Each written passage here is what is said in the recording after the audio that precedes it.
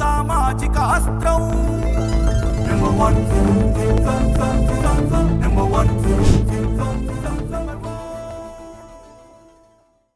కమిషన్లు వేసి మమ్మల్ని ఏదో ఇబ్బంది పెట్టినంత మాత్రాన, వేధించినంత మాత్రాన ప్రజల తరపున ప్రశ్నించడం బంద్ చేస్తామనుకుంటే అది కాంగ్రెస్ ప్రభుత్వం యొక్క అవివేకం, అజ్ఞానం అవుతుంది తప్ప ఇంకోటి కానే కాదు.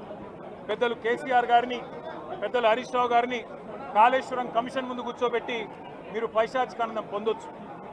ఇవాళ ఏసీబీ ముందుకి విచారణకు పిలిపించి కొంత మానసికంగా రాక్షసానందం పొందుతూ ఉండవచ్చు, అవసరమైతే అరెస్ట్ కూడా చేస్తారు కావచ్చు. కానీ ఒకటి పక్క, తెలంగాణ కోసం గతంలోనే జైలుకు పోయి వచ్చిన వాళ్ళం.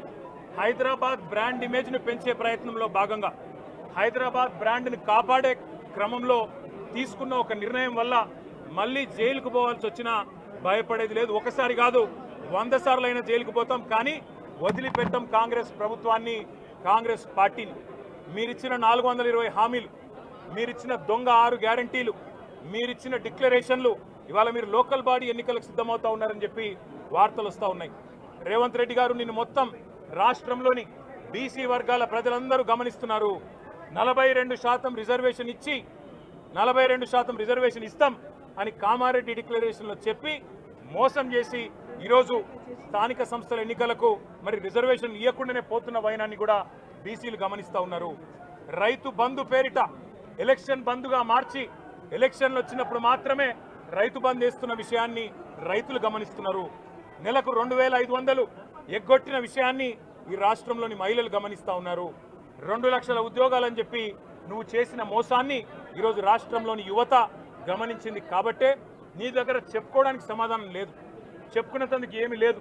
కాబట్టి ఏం చేయాలి, నువ్వు ఏదో ఒక డైవర్షన్ మీద, ఏదో ఒక రకంగా ఒక కమిషన్ అని, ఎంక్వైరీ అని, ఏదో జరిగిందని, ఇదిగో పులి అంటే అదిగో తోక అని, నువ్వేమో దున్నపోతు తినిందనగానే నీకు తయారుగా నీ జోడీదారు బీజేపీ రెడీగా ఉన్నాడు. నువ్వు దున్నపోతు తినిందనగానే వాడు దుడ్డని కట్టేయని వాడికి వస్తాడు. మీ ఇద్దరి దొంగ భాగోతం, మీ ఇద్దరి దొంగ నాటకాలు తెలంగాణ ప్రజలకు అర్థమైనాయి. మేము మాత్రం వాళ్ళ పెడితే గిడితే ఒక వ్యక్తినో 2 వ్యక్తులను జైల్లో పెడతాం, కానీ లక్షలాది మంది కేసీఆర్ సైనికులను టచ్ చేసే ధైర్యం నీకు లేదు. తెలంగాణ ప్రజలకు రక్షణ కవచంలాగా ఆనాడు ఉన్నది టీఆర్ఎస్ఏ, ఈరోజు ఉండేది బీఆర్ఎస్ఏ, రేపటికి కూడా స్వీయ రాజకీయ అస్తిత్వమే శ్రీరామ రక్ష అనే విధంగా ముందుకు పోతాం.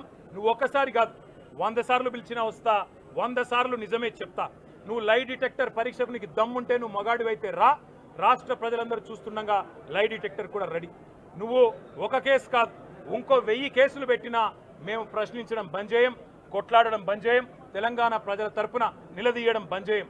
నువ్వు వేధింపులతో, కేసులతో ఏదో సాధిస్తాననుకుంటే నువ్వు సాధించేదేమీ లేదు. అన్నిటికీ తెగించే కొట్లాటకు ముందుకొచ్చినాం, తప్పకుండా అన్ని ఎదుర్కొంటామని చెప్పి